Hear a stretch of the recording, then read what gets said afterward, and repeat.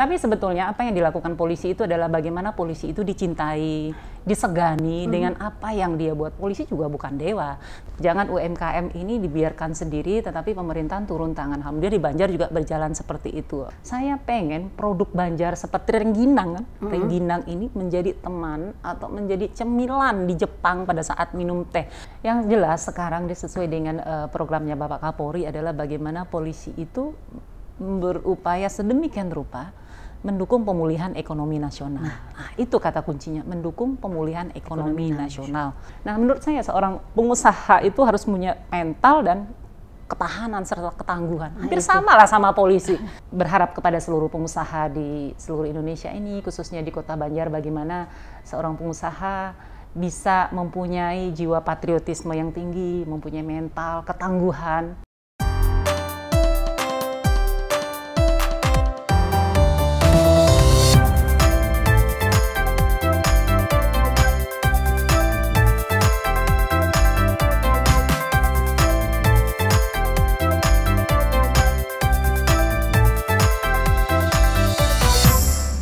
Assalamualaikum warahmatullahi wabarakatuh. Welcome to Hai Podcast, bincang hangat penuh semangat. Karena saya menunaikan janji saya untuk membawa satu lagi wanita yang sangat luar biasa. Setelah kemarin saya mewawancarai satu wanita yang luar biasa, sekarang juga adalah seorang wanita yang tegas, terus santai, terus gokil, maaf, terus uni, karena beliau backgroundnya adalah Sumatera Utara, dia uni Sumatera Barat. Oh, Sumatera Barat ya, sorry, Sumatera Barat, padahal satu leluhur nih, tapi tetap saya salah ternyata juga. Jadi saya akan mewawancarai dengan santai, yaitu Ibu Melda Yani. Apa kabar, Ibu? Long time no see. Enggak no see, baru 4-5 bulan ya? Enggak lah, Juni saya Juli pensiun, bukan pensiun. pensiun. Saya dari Banjar Kapolres ke sini tuh Juni, baru 2-3 bulan ya. Oh iya, 2-3 bulan. Kayaknya luar biasa ini Mbak Firsti ke sini bawa satu peleton orang menggeruduk sekolah polisi wanita. Mohon maaf, izin komandan. Gimana Ibu di sini di Jakarta kembali lagi berdekatan dengan keluarga, dengan suami, dengan anak-anak rasanya? Sesuatu yang alhamdulillah luar biasa dalam hidup saya. Setelah mungkin 13 bulan saya di Banjar jadi Kapolres, ketemu dengan teman-teman HIPMI yang luar biasa, sahabat-sahabat terbaik saya. Terima kasih. Kemudian saya ditugaskan di sini menjadi wakil kepala sekolah polisi wanita, di mana Sepolwan itu mendidik calon-calon polisi wanita yang akan ditempatkan di seluruh Indonesia. Wow. Jadi ada 676 siswa saat ini dan ada 77 orang siswa yang bintara kompetensi khusus yang saat ini sedang dididik di sini. Lumayan kesibukan, lumayan banyak. Makin padat. Ya, relatif lah. Relatif. Di sudut mana kita melihat itu padat, tetapi yang penting bagaimana kita bisa menyenangi sebuah pekerjaan apapun itu, karena tugas polisi itu adalah melaksanakan, melindungi, mengayomi dan melayani masyarakat. Terima kasih Ibu sudah terpercaya dengan dengan kinerja Ibu, karena saya sudah merasakan di sana bagaimana Ibu menyusun schedule dari hari ke hari, terus mengikuti giat-giat Ibu saat di Banjar. Ya, banyak sekali aura-aura yang saya terima atau mungkin HIPMI terima di Banjar dengan sosok Kapolres Ibu Melda ini yang tegas, santai, gokil, tapi asik. Aduh, gimana ya, susah saya ngejelasin. Ini terlalu memuji nih. Enggak, tapi emang apa adanya karena memang ya sosok Ibu itu buat kami sering membicarakan Ibu, jujur kita sering menggibah Ibu. Bahwa aduh, Banjar selalu di hati ya. Ya, Banjar selalu di hati, Bu Melda selalu di hati, karena memang membawa warna lain mungkin gitu ya, sosok Kapolres wanita tapi ternyata tegas, tapi santai, asik, bisa say hey di pinggir jalan, hai gitu kan. Jarang sekali seorang pejabat seorang pemimpin Kapolres seperti itu. Jadi not buat saya bahwa memimpin itu memang betul harus tegas, tapi naluri keibuannya mungkin tetap harus dijalankan. Dan sebetulnya sederhana sih menurut saya. Ketika kita menjadi seorang pemimpin dimanapun itu, saya ingat seorang presiden Singapura. Itu seorang muslim kan Ya. mengatakan bahwa ketika kamu ingin menjadi seorang pemimpin dimanapun itu dengan jabatan tertinggi di dunia ini hanya 3 hal. 1, kemauan keras, kemudian tekad, keberanian. Itu aja 3 hal itu yang menurut saya penting. Dan bagaimana kita menjadikan seorang pemimpin bukan berarti sebagai bos.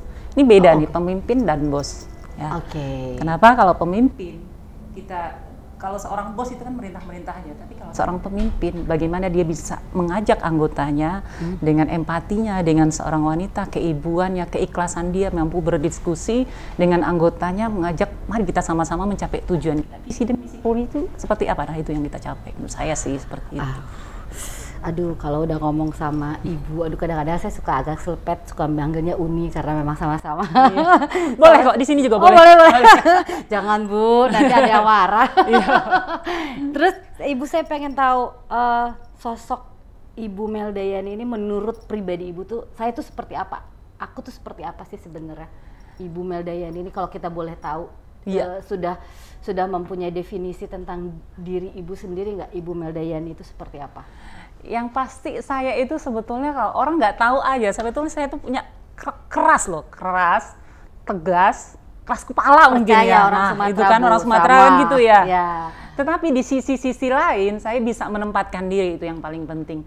Bagaimana kita bisa bertanggung jawab dengan pekerjaan kita, karena menurut saya ketika saya menjadi Kapolres di sana lebih kurang 13 bulan, memimpin 465 orang itu butuh sebuah energi yang besar menurut saya. Ketika kita bagaimana mengkomunikasikan, mengkoordinasikan, apalagi saya masuk di situasi pandemi COVID-19 yang sangat luar biasa. Saya perlu merangkul teman-teman. Alhamdulillah, ini saya luar biasa nih, bukan karena dari HIPMI ya, karena benar-benar waktu itu mendukung peran saya bagaimana mendisiplinkan masyarakat, bagaimana saya melaksanakan public address, kepada seluruh masyarakat, woro-woro lah bahasa Banjar ya. Tapi dengan bantuan teman-teman pengusaha, kita menyadarkan kesehatan masyarakat, tetapi pada poinnya adalah juga ekonomi itu harus bangkit dan pulih. Nah, gitu. Saya apresiasi lah buat HIPMI pada saat itu. Aduh, terima kasih. Terima kasih. Terima kasih, dan saya juga ingat sekali ada satu malam ibu menelpon saya tentang sesuatu, dan saya di situ jujur merinding, Bu. Oh, seorang Ibu Melda yang sudah meninggalkan tempatnya ibarat kata ya udah bukan urusan gue deh, harusnya kan gitu. Tapi saat itu jam 9:30 apa jam 10 malam dia telepon. 10 malam ya waktu itu ya. Ini ada apa Fursti? Aduh, apa ibu di Banjar?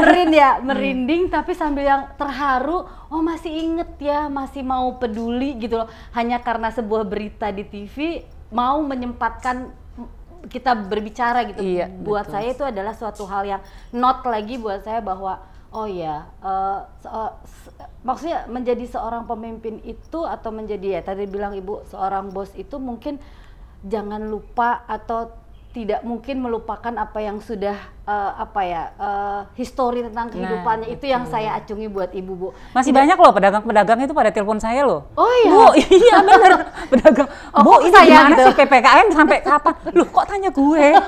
Kapolres. Saya di CP1 mau masuk jadi poluan baru ke saya. Apa aja persyaratannya gitu ya, Bu ya. Oke, terus menurut Ibu, balik lagi nih, polisi itu kan kadang-kadang image-nya satu, ditakutin kadang-kadang sama masyarakat. Kalau ada polisi mereka nurut.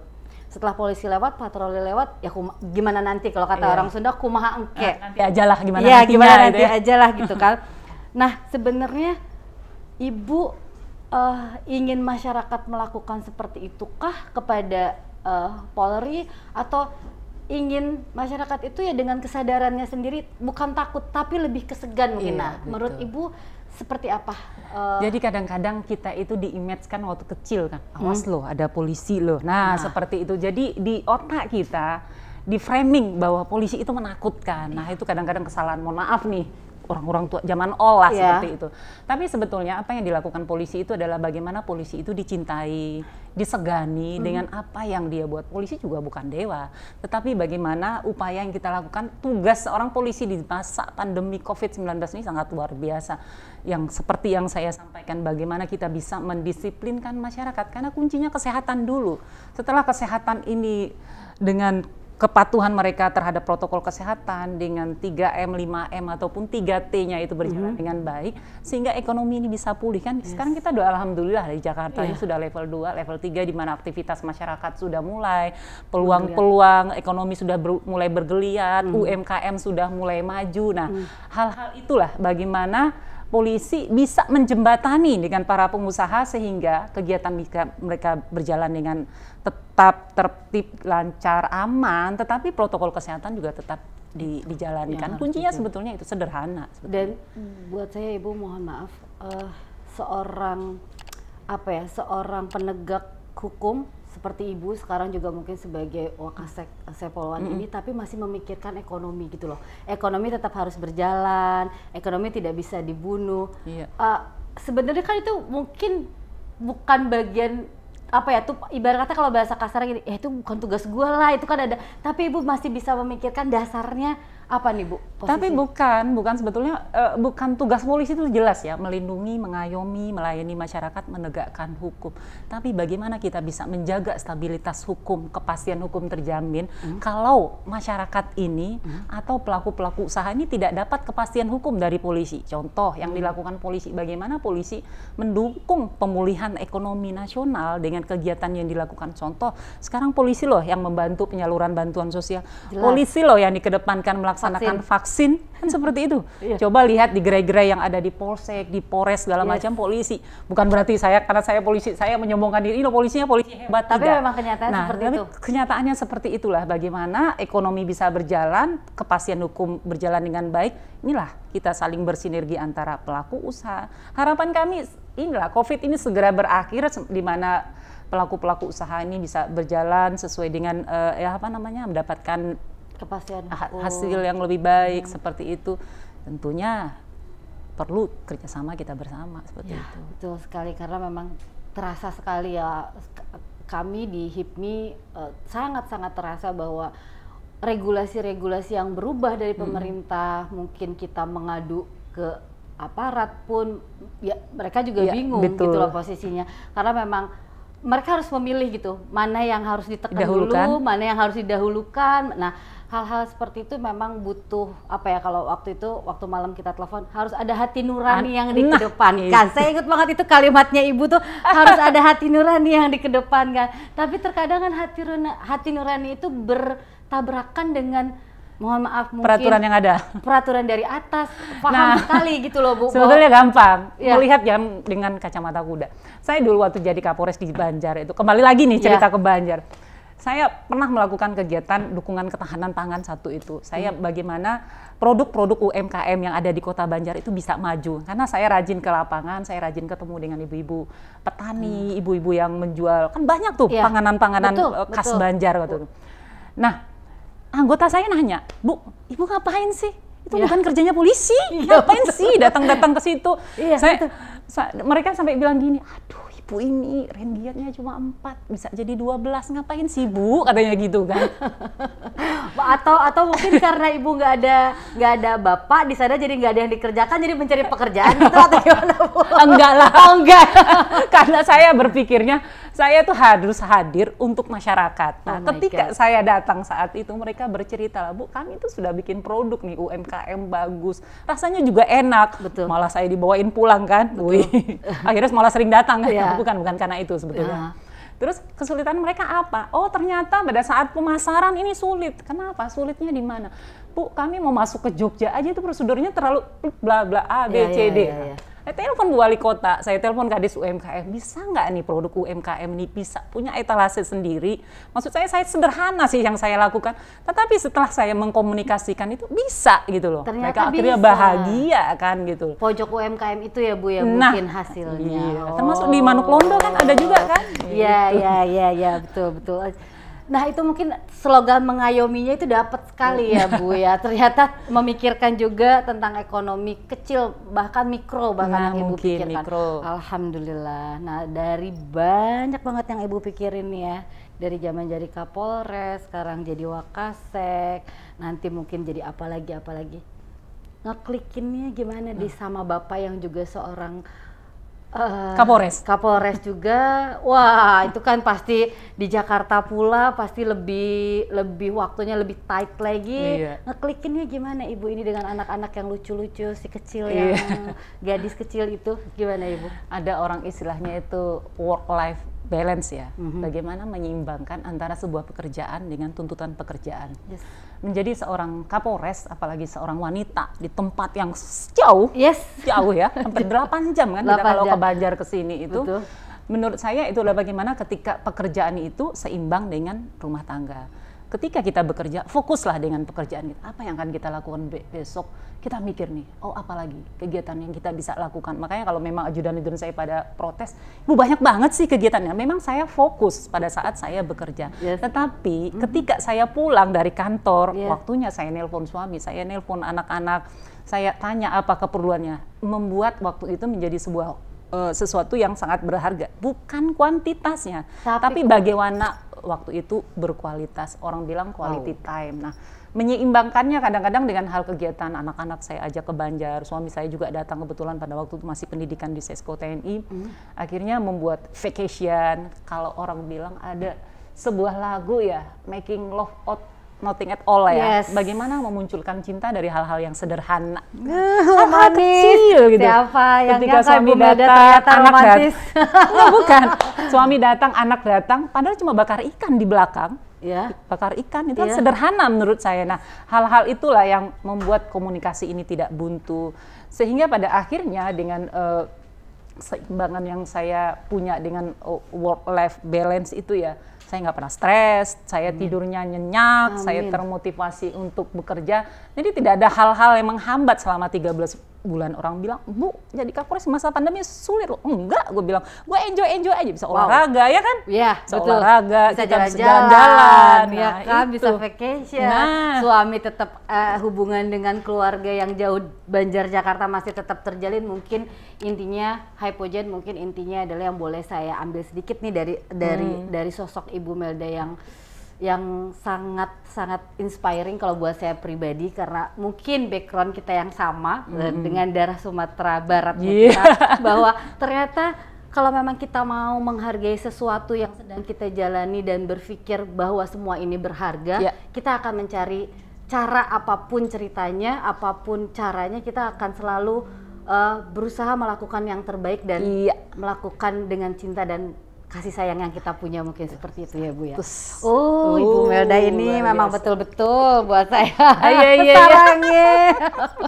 Ibu, nah sekarang gimana saya satu sisi wanita yang penuh dengan kelembutan, terus satu sisi juga seorang istri yang harus selalu support suami dalam kondisi apapun. Betul. Kadang-kadang suami jauh, kita lagi butuh, misalkan hanya bicara pillow talk atau misalkan morning talk, itu kan kadang-kadang nggak bisa karena mungkin kita ada waktu tapi bapak tidak ada gitu. Nah, mensiasati, kan kalau kadang-kadang perempuan suka baper Bu. Tolong untungnya dong. saya enggak. Nah jadi itu, aman. Kena dia. tipsnya gimana biar nggak baper, kan kadang-kadang kalau kita lagi butuh energi yang positif dari pasangan gitu kan, tapi ternyata nggak klik. Nah itu gimana nih untuk Hypogen yang mendengarkan, mungkin ada ibu-ibu yang aduh saya butuh perhatian tapi lagi nggak klik. Nah itu gimana tuh Bu posisinya? Jadi saya sama suami membiasakan jam 6 pagi. Jam 6 pagi itu waktu saya berkomunikasi dengan suami. Dia menceritakan kegiatan dia, saya menceritakan kegiatan saya. Kan sekarang zaman teknologi demikian canggih, bisa video call kan, anak-anak langsung masuk di video group family itu kan, kita ngobrol di sana, udah selesai. Yang kedua adalah pada saat makan siang, dan yang ketiga adalah malam. Itu waktu yang disepakati kita akan berkomunikasi, kecuali ada hal-hal urgent ya. Jadi untungnya saya punya suami polisi, paham betul dengan pekerjaan saya. Saya juga paham betul dengan pekerjaannya dia, terus dengan anak-anak. Komunikasi ini alhamdulillah berjalan dengan baik dan lancar. Ibarat roda pedati ya, saling tarik-menarik seperti itu. Dan kalau boleh saya tahu lagi, jadi sekarang kita Hypogen, kita gali sedikit aja, gali sedikit, siapa tahu mau jawab. Kalau nggak jawab ya udah, terima nasib aja. Di saat benar-benar namanya manusia pasti akan ada fluktuatif perasaan, betul. ada permasalahan tidak hanya di pekerjaan, kita juga mungkin ada something di keluarga atau ada anak yang memang butuh concern kita gitu. Nah, membikin skala prioritasnya tuh gimana tuh Bu? Misalkan nih sama-sama nih semuanya nih dalam satu satuan waktu, kan terkadang kita kalau memang lagi Tuhan lagi bercanda sama kita kan kadang-kadang semuanya dikasih tuh. Ya di kerjaan lagi ada something, misalkan hubungan dengan pasangan juga lagi ada something, dengan anak-anak pun misalkan lagi ada something. Ibu membikin skala prioritasnya sebagai seorang wanita yang pasti lebih aduh gimana nih gitu kan, posisinya serba salah. Nah, dengan kalau mungkin saya yang tidak punya tanggung jawab terhadap jabatan mungkin akan lebih enjoy gitu ya Bu, menurut saya. Tapi kan Ibu bebannya tidak hanya memikirkan tentang urusan pribadi, ada yang harus dipikirkan masyarakat mungkin saat Ibu jadi Kapolres atau sekarang sedang jadi Wakasek, juga tentang anak didik Ibu. Memilihnya seperti apa yang harus Ibu lakukan? Saya menikah itu sejak tahun 1999 ya, sudah 22 tahun. Alhamdulillah selama ini karena memang kita saling menghormati dengan suami, dengan anak-anak juga sangat support dengan tidak ada permasalahan yang berarti selama ini. Alhamdulillah banget. Tapi ketika saya dihadapkan dengan sebuah pilihan, apakah harus memilih? Ya alhamdulillah saya belum menemukan. Tapi ketika menemukan itu, yang pasti menurut saya memang keluarga dulu ya, keluarga dulu. Tetapi bagaimana menyeimbangkan, menurut saya sih keluarga beres, keluarga urusan dengan permasalahan dengan keluarga selesai, dengan pekerjaan juga tidak ada hal-hal yang berarti dan menghambat. Alhamdulillah sih. Jangan sampai Bu, saya doakan selalu itu, semuanya lancar, Tuhan tidak melakukan bercanda-bercanda yang terlalu sama kita. Apalagi saya pernah kan 6 bulan terakhir itu kan saya sama-sama Kapolres nih kan. Saya Kapolres Banjar, suami saya Kapolres Metro Jakarta Utara. Benar-benar dihadapkan dengan situasi pandemi COVID-19. Malah kita sharing informasi. Oh ya, saya mau bikin gini loh di Banjar, saya bilang, kamu bikin loh yang seperti ini di Jakarta Utara. Atau dia ngasih masukan, coba kamu deketin ini, deketin ini gitu. Kadang malah minta bantu, pagi dong sembakonya buat ngasih orang Banjar. Ternyata ada gunanya juga. Kesetaraan Jakarta lebih banyak kan, Banjar agak kirim dikit 10% lah ke Banjar gitu kan. Sampai Bu seperti itu. Sampai seperti itu. Udah kamu butuh apa, support apa? Udah saya kirim seperti itu. 6 bulan terakhir kan, dari Januari suami saya Kapolres Utara sampai Juni kan, saya 6 bulan. 6 bulan masih malah support lah, saling support dan saling bekerja sama dengan sangat baik ya. Termasuk sekarang dia yang support jadi Wakasek Poluan. Alhamdulillah, asik banget ya punya soulmate dalam segala hal kan, berarti dalam berkasih sayang, dalam berkarir, dalam membangun kayak temen jadinya. Nah itu yang kadang-kadang kita butuhkan ya, Hypojet. Curcol. Ibu, sekarang kita balik lagi, concern Ibu terhadap UMKM atau wanita-wanita yang juga berjuang untuk keluarganya dengan home industrinya ya. UMKM pastikan skala kecil ya Bu ya. Di saat pandemi seperti ini mungkin Ibu punya solusi atau punya tips atau punya motivasi untuk wanita-wanita yang sedang berusaha untuk membantu ekonomi keluarganya, membantu suaminya dalam kondisi yang memang kita entah sampai kapan seperti ini. Sebetulnya saya sangat bangga sama mereka ya. Kembali lagi nih pengalaman di Banjar. Tidak ada satu tempat UMKM yang mungkin tidak pernah saya datangin selama saya 13 bulan di sana. Jadi mungkin rata-rata mereka kenal lah gitu. Saya melihat mereka tuh punya semangat buat maju luar biasa, punya kemauan, percaya diri, disiplin, tanggung jawabnya luar biasa. Tetapi mungkin ada hal-hal tertentu yang perlu dikomunikasikan dengan pemerintahan. Jadi jangan UMKM ini dibiarkan sendiri, tetapi pemerintahan turun tangan. Alhamdulillah di Banjar juga berjalan seperti itu. Apalagi gabungan organisasi HIPMI yang luar biasa di Banjar, sehingga produk-produk mereka tuh sangat laris manis ya di Banjar, sampai kalau bisa sih mendunia. Amin. Saya pernah pada waktu itu dapat cerita dari seorang dari Bank Indonesia bilang, saya pengen produk Banjar seperti rengginang kan, rengginang ini menjadi teman atau menjadi cemilan di Jepang pada saat minum teh. Saya punya obsesi saya seperti itu pada waktu itu. Saya ngomong lah dengan Bu Wali Kota, Bu ayolah Bu Wali, UMKM di Banjar ini luar biasa. Ayo kita berikan bantuan, kita berikan support, kita strategi marketingnya kita atur sedemikian rupa sehingga mereka itu bisa lebih maju. Betul. Karena apa? Mereka produknya bagus, nikmat, enak, Tapi mungkin dari sisi pengemasan dan lain-lainnya kurang, sehingga harganya juga kurang bersaing. Sementara kalau dijual ke tempat lain, di packing lebih kecil lagi, ternyata malah hasilnya lebih baik kan seperti itu. Nah, menurut saya seorang pengusaha itu harus punya mental dan ketahanan serta ketangguhan. Hampir sama lah sama polisi. Punya mental, ketangguhan, punya dedikasi, kerja keras, disiplin, tanggung jawab, terus selalu update. Ketika situasi pandemi yang kita nggak tahu kan, harus melirik atau melihat peluang usaha yang lain seperti itu. Jadi cepat banting setir gitu seperti itu. Nah itu kadang-kadang yang menonton di suatu tempat, ya udah, saya bisanya cuma bikin keripik pisang, ya udah. Padahal mungkin pada saat itu tidak lagi ngetren gitu loh. Nah, banting setir seperti itu. Harus lebih kreatif mungkin ya. Kreativitas ya.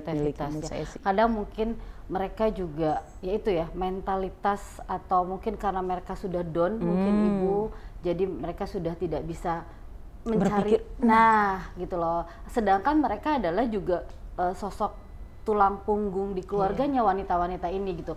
Karena saya juga memohon izin ke ibu, adakah saran atau karena kebetulan memang yang kita anggota kita juga banyak wanita-wanita yang memang kita perlu support sebagai dia ibu juga. Kadang-kadang mungkin dia single fighter karena tidak punya pasangan gitu kan, single mother, tapi dia juga berusaha mencari sesuap nasi atau rezeki untuk keluarganya. Ibu memberikan motivasi, mohon maaf kalau memang bisa kasih motivasi untuk mereka seperti apa? Buat ibu-ibu yang UMKM di luar sana yang luar biasa. Yang luar biasa itu. Saya tetap semangat ya, tetap semangat. Apapun permasalahan COVID ini terjadi seluruh dunia, tidak hanya kita aja. Tetapi bagaimana sekali lagi kita punya kepercayaan diri, kemudian kemauan. Setelah kepercayaan diri kita kemauan, kita punya semangat untuk selalu bangkit. Tidak ada sebuah persoalan yang tidak ada solusinya seperti itu. Betul. Kemudian berani menanggung risiko. Ketika pengusaha menurut saya sih sudah punya lah sifat seperti itu ya. Ketika ini resikonya terlalu besar, ya banting setir seperti itu, update. Kemudian selalu nambah knowledge, skill dan attitude itu penting. Kenapa? Misalnya sebuah produk keripik pisang, ini dengan ini mungkin enak ini, tapi marketingnya strategi pemasarannya lebih bagus ini. Nah ini nggak mau belajar, stuck di situ seperti itu. Akhirnya ini nggak akan maju. Nah yang selanjutnya menurut saya juga perlu dorongan dari pemerintah. Mungkin sudah banyak yang dilakukan pemerintah di masa pandemi COVID-19 ini. Tetapi bagaimana kita juga bisa melihat peluang-peluang yang ada ya, peluang-peluang yang ada sehingga kita terus mengembangkan diri, kita semangat, kita punya motivasi tinggi, kemudian update dan hal-hal yang menurut saya jiwa-jiwa patriotisme itu yang perlu digali terus betul. Seperti itu. Bahwa masalah itu pasti ada jalan keluarnya ibu ya. Nggak mungkin Tuhan kasih hanya masalahnya saja, tapi pasti ada. Terus kan saya suka kepo nih, Ibu, mohon maaf, kepo dengan medsosnya Ibu. Itu kayaknya hobi banget sama jalan-jalan. Agak sirik, maksudnya agak sirik nih dengan Ibu yang satu ini, dengan komandan yang satu ini kayaknya. Apakah itu sebuah terapi untuk Ibu jalan-jalan? Karena kelihatannya tuh kayaknya lagi senang sama water sport, kelihatannya lagi senang dengan diving Ibu. Kenapa ini? Ada apa dengan si olahraga-olahraga yang agak sedikit cowok ini? Sirik sih pengen nyoba, pengen diajakin, mau nggak gitu? Ayo Hipi mau diajak? Oh Hipi mau diajak. Tunggu di Ancol ya. Dengan senang hati anytime. Oke. Menurut saya kita butuh apa ya? Kebutuhan spiritual ya. Wow, kebutuhan spiritual hepogen ternyata. Di antara berbagai kesibukan Senin sampai Jumat. Di sini kan relatif santai ya, Senin sampai Jumat. Kalau di Kapolres kan Senin sampai Minggu nggak kenal 24 jam. Seperti itu. Nah, saya mulai menyenangi hobi-hobi seperti itu yang saya bilang itu membuat jiwa ini tenang kan gitu, membuat kita termotivasi untuk bekerja. Jadi mulai mencoba sesuatu yang baru menurut saya. Saya panjat tebing kan kemarin itu di Cimahi. Saya panjat tebing. Saya berusaha menaklukkan 125 meter dengan mengibarkan bendera Poluan kan pada waktu itu. Cuma diajak teman saya, lu berani nggak coba? Loh kenapa tidak? sesuatu. Nah itulah menurut saya mental seorang pengusaha juga gitu. Harusnya seperti lu itu. berani coba nggak? Kenapa tidak gitu loh. Yang penting kita mengerti caranya, diajarkan tutorial sebentar, punya kemauan, coba. Dan ternyata berhasil sampai atas. Itu kan? Ternyata seorang mental sama kan mentalnya dengan pengusaha. Sama banget. Itu. Karena kalau memang kita nggak berani tanda kutip mencoba dan berpikir positif dengan takut apa duluan. Takut duluan nggak maju-maju Bu. Di situ aja. Situ aja kuncinya. Betul. Sama dengan flying boat yang water sport yang pakai dan itu saya pengen banget Bu. Pengen? Nanti saya ajak. Terima kasih. Ternyata itu sulit menyeimbangkan saya. Pertama masih gini, jatuh, saya coba lagi, jatuh, saya berkali-kali minum air laut itu biar tonton gitu, berkali.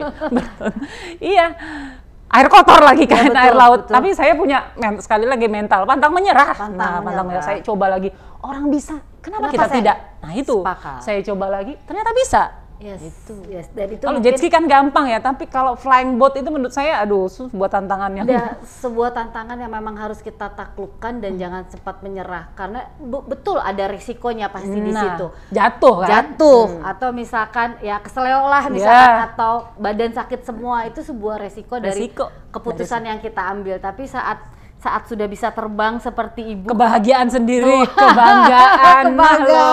Setelah jatuh bangun kita bisa berdiri ya Bu. Gagal lagi, bangun lagi dan pada akhirnya mental pengusaha kan harus seperti itu sebetulnya pengusaha. Dan ternyata mental seorang aparatur negara, aparat juga ternyata memang synchronize dengan pengusaha yang memang tidak boleh lemah.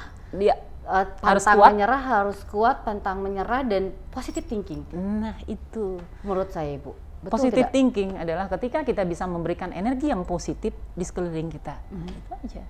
Tidak ada yang tidak mungkin. Yang tidak mungkin. Untuk seorang wanita seperti Ibu pun menjadi Kapolres sekarang tidak. Kita sudah bisa melihat bahwa seorang wanita pun bisa menjadi seorang Kapolres yang disayangi, memimpin 400 sekian orang dengan dicintai pula gitu kan. Dicintainya tidak hanya oleh